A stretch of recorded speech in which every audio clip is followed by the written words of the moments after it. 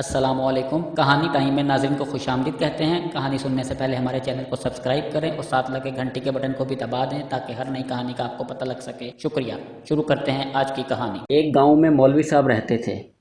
मौलवी साहब का कोई दूसरा ज़रिया आमदन ना था।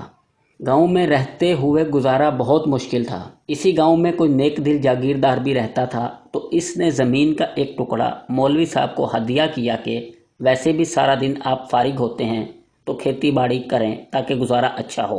मौलवी साहब ने गंदम काश्त कर ली और जब फसल हरी भरी हो गई तो बड़ी खुशी होती थी देखकर, इसलिए दिन का अक्सर वक्त वो खेत में ही बैठे रहते और फसल देख देख कर खुश होते। लेकिन अचानक एक नागहानी मुसीबत ने आन घेरा। गांव के एक आवारा गधे ने खेत की राह देख ली। गधा रोजाना खेत में चरने लगा।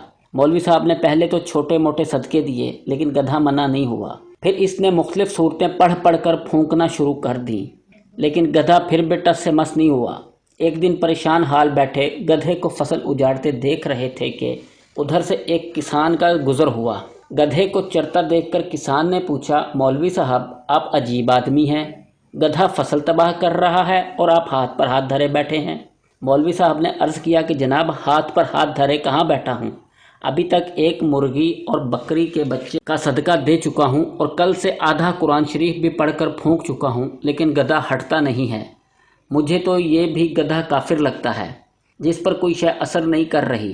किसान के हाथ में एक डंडा था। वो सीधा गधे के पास गया और गधे को 2-4 डंडे कस कर मारे तो गधा किसी हिरन की तरह चौकड़ियाँ भरता हुआ भाग खड़ा हुआ।